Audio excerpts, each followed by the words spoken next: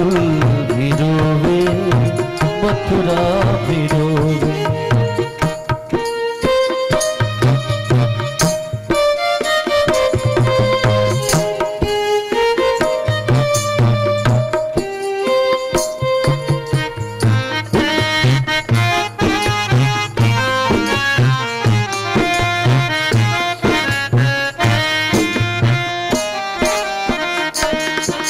कोई मेरे मोहन को संदेश दे दे, कोई मेरे मोहन को संदेश दे दे। हमें भी वो अर्जुन सा उपदेश दे दे, हमें वो भी अर्जुन सा उपदेश दे दे। है मेरी नजर में है मोहन तुम्हारे, है मेरी नजर में है मोहन तुम्हारे। वो लीला सभी जो थे तुमने दिखाए, वो लीला जबे तो जो तुमने दिखाए। तुम्हारी याद में गोकुल रोए, मथुरा रोए, गोकुल भी रोए, मथुरा भी रोए। गोकुल भी रोए, मथुरा भी रोए। गोकुल भी रोए, मथुरा भी रोए।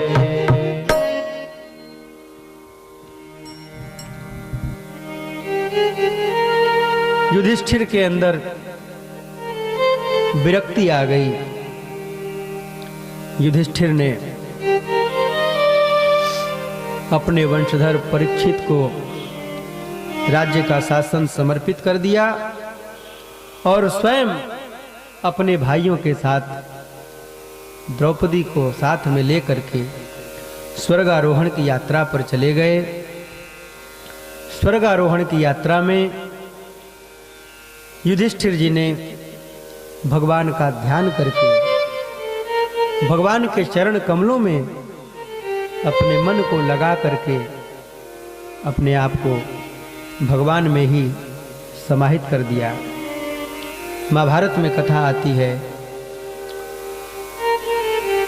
कि युधिष्ठिर जी सशरीर स्वर्गलोक को गए। इधर परीक्षित जी महाराज ब्राह्मणों से आज्ञा मांग मांग करके ब्राह्मणों ने जो शिक्षा प्रदान की है उस शिक्षा के अनुसार राज्य पर शासन कर रहे हैं। परीक्षित जी का विवाह उत्तर कुमार की पुत्री इरावती से हुआ और परीक्षित ने अश्वमेध यज्ञ किया। अश्वमेध यज्ञ करते हुए उन्होंने संपूर्ण भूमंडल पे दिग्विजय किया।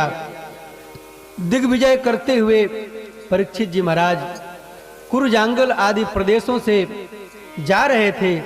उसी में उन्होंने देखा कि एक वृषभ है और एक गाय है, दोनों एक साथ एक स्थान पर बैठे हैं। जो वृषभ है उसका मात्र एक ही चरण है, 3 चरण उसके दिख नहीं रहे हैं, है ही नहीं। और एक काला कलूटा सा व्यक्ति डंडा लेकर के उस वृषभ को मार रहा है और वह वृषभ और वह गाय दोनों आपस में संवाद कर रहे हैं। रोती हुई गाय से वृषभ पूछता है, हे माता, आपको क्या कष्ट है? आप क्यों रो रही हो? आपके आंखों में अश्रु क्यों हैं? क्या आपके मन में कोई चिंता है या आपका कोई बंधु आपको छोड़कर चला गया जिसके कारण आप दुखी हो रही हो?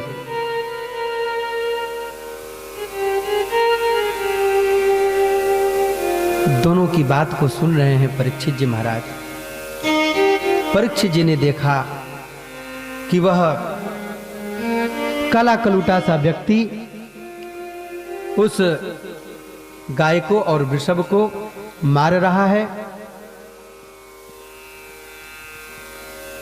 परीक्षित जी समीप में पहुंचते हैं और समीप में जाकर के गाय को और वृषभ को सांत्वना देते हुए कहते हैं, मारो धीरस्य मारो धीरंब भद्रम ते खलानाम महिषास्तरी। मां, आप रो मत और आप कष्ट मत मानो, मैं हूं ना, मेरे राज्य में आप हो, मेरे रहते क्या कोई आपका बाल बाका कर देगा? मैं खलों के ऊपर शासन करता हूं। यस्य राष्ट्रे प्रजा सर्वा त्रस्यन्ते साध्य साधुवे। असाधु लोगों के द्वारा, दुष्ट लोगों के द्वारा यदि प्रजा को कष्ट पहुंचाया जाए तो यह बात ठीक नहीं है, राजा को उसका दोष लगता है। जासुराज प्रिय प्रजा दुखारी, जासुराज प्रिय प्रजा दुखारी, जासुराज प्रिय प्रजा दुखारी, जासुराज प्रिय प्रजा दुखारी। तो नृपयवसी नरक अधिकारी, तो नृपयवसी नरक अधिकारी, तो नृपयवसी नरक अधिकारी, तो नृपयवसी नरक अधिकारी। जासुराज प्रिय प्रजा दुखारी, जासुराज प्रजा दुखारी। जिस राजा के शासन में प्रजा दुखी होती हो उस राजा को नरक भोगना पड़ता है, नरक में जाना पड़ता है। मां, मेरे रहते हुए आप चिंता मत करो, लेकिन आप इतना तो बताओ कि आपको क्या कष्ट है। वह जो वृषभ था उस वृषभ ने उत्तर दिया, केचिद विकल्प वसना आहुरात्मानमात्मनः दैवम अन्ये परे कर्म स्वभावमपरे प्रभुम्।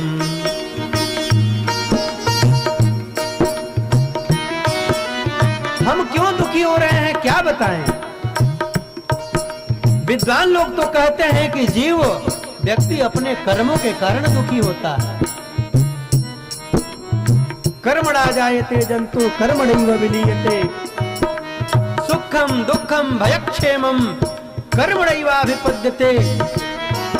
व्यक्ति को, जीव को जो भी सुख और दुख प्राप्त होते हैं उसके कर्मों के कारण प्राप्त होते हैं। तो हम कैसे कहें कि हमको किस बात से दुख है? हम अपने दुख का कारण किसको बतावें?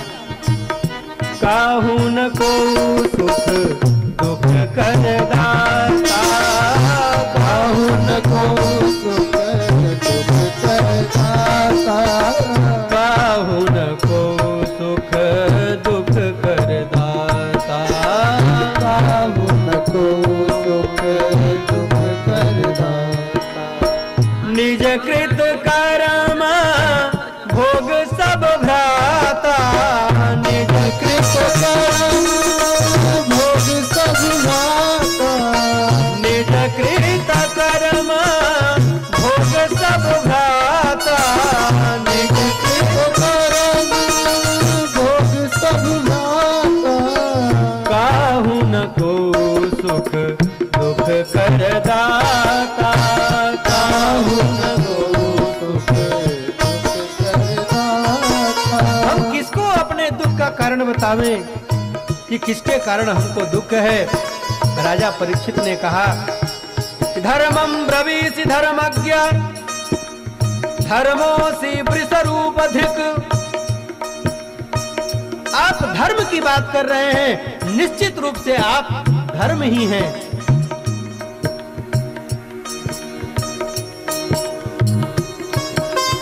मैं अब समझ गया, आपके चरणों को देख करके समझ गया क्योंकि आपके पास मात्र अब एक शेष पैर बचा है। सतयुग, त्रेता, द्वापर और कलयुग, ये 4 युग होते हैं। सतयुग में धर्म अपने चारों चरणों से विद्यमान होता है। त्रेता आने पर उसका एक चरण समाप्त हो जाता है। द्वापर आने पर धर्म के 2 चरण बचते हैं और जब कलयुग आता है तो धर्म एक चरण से विद्यमान होता है। मैं समझ गया कि आप धर्म हैं, लेकिन आप चिंता मत कीजिए, मैं अभी इस दुष्ट को ठीक करता हूं। और राजा परीक्षित ने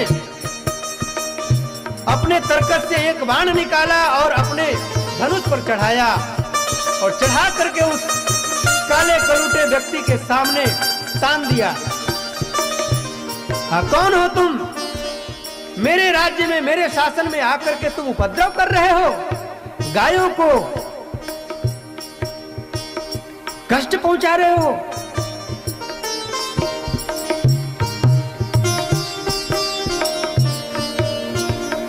जब उस व्यक्ति ने देखा कि महाराज परीक्षित अब हमको छोड़ेंगे नहीं, तो वह हाथ जोड़ करके उनकी शरण में आ गया। त्राहिमाम त्राहिमाम त्राहिमाम, आपके शरण में मैं आया हूं, आप मेरी रक्षा कीजिए, आप मेरी रक्षा कीजिए, आप मेरी रक्षा कीजिए।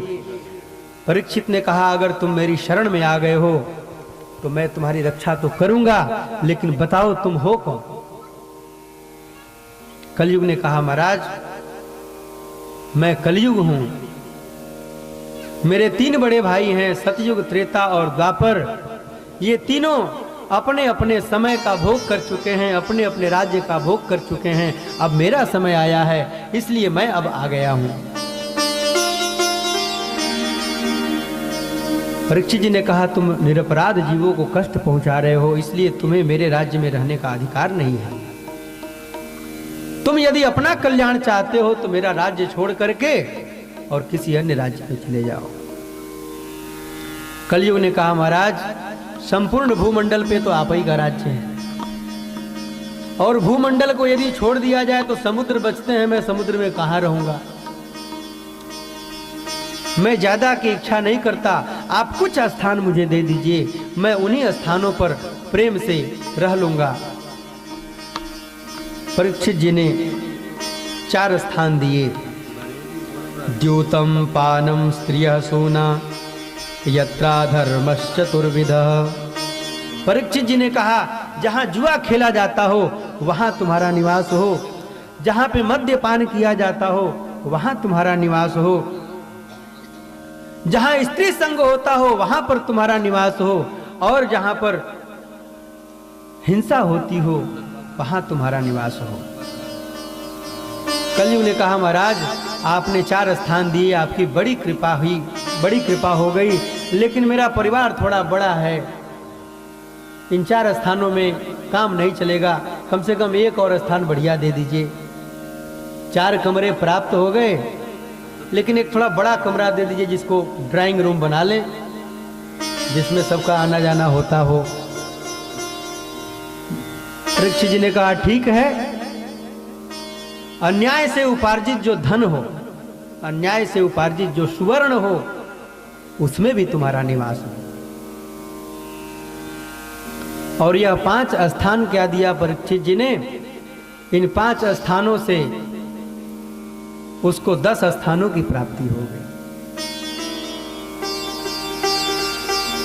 जुआ जहां खेला जाता है वहां असत्य भाषण भी होता है, झूठ भी बोला जाता है। तो जुए में तो कलयुग का वास है ही, झूठ में भी कलयुग का वास है।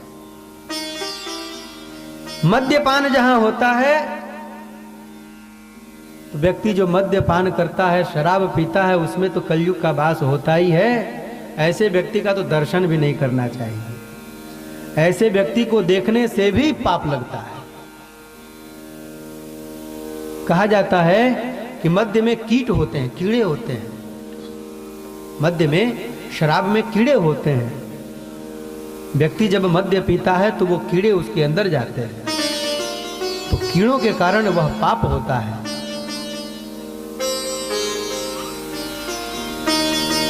और यह 5 उग्र पापों में आता है मद्यपान करना। पंचोग्र पापा छल छद्म कारिणी ही। पंच उग्र पाप, उसमें मद्यपान है, मद्यपान नहीं करना चाहिए। मद्यपान जहां होता है, जो व्यक्ति मद्यपान करता है उसके अंदर मद आ जाता है, अहंकार आ जाता है। तो मद्य में भी कलयुग का वास है, और मद पीने के बाद जो अहंकार उत्पन्न होता है, उस अहंकार में भी कलयुग का वास है। स्त्री संग करने पर आसक्ति होती है, उस आसक्ति में भी कलयुग का वास है। जहां हिंसा होती है वहां व्यक्ति निर्दयी हो जाता है, तो निर्दयता में भी कलयुग का वास है। और अन्याय से उपार्जित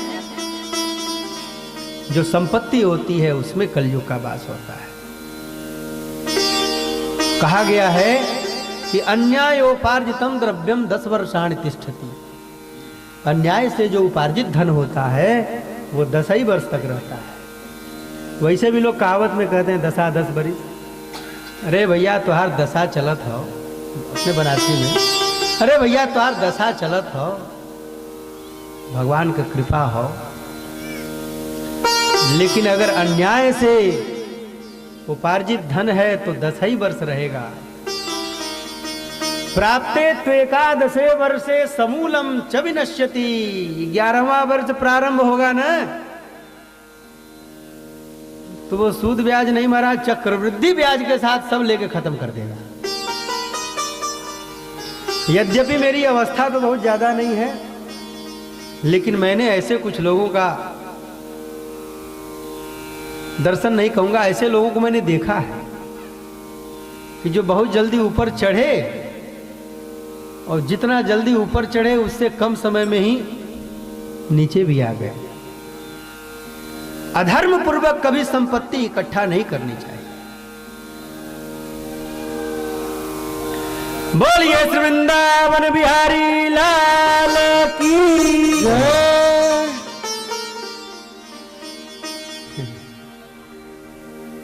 वो लोग पतंग काट रहे हैं, हम लोग अपना भवबंधन काट रहे हैं। उनको काटने दीजिए पतंग, हम लोग तो अपना भवबंधन काटेंगे। बोलिए श्री वृंदावन बिहारी लाल की जय। धन अगर अर्जित करना हो तो न्याय के पथ से धर्म पूर्वक धन का अर्जन करना चाहिए, और जो न्याय से उपार्जित धन हो उस धन का कम से कम 10वां हिस्सा, कम से कम 10वां हिस्सा भगवत कार्य में लगाना चाहिए। मैं दान इसलिए नहीं कहूंगा कि लोग समझने लगे कि पंडित जी लोग खाली दान की बात करते हैं। हमारे जजमान भी तो पंडित हैं, ब्राह्मण हैं, और ये तो इतने उदार हैं, इतने उदार हैं कि मैं क्या बताऊं। हम लोग जगह जगह जाते हैं कथा कहने के लिए, सुनने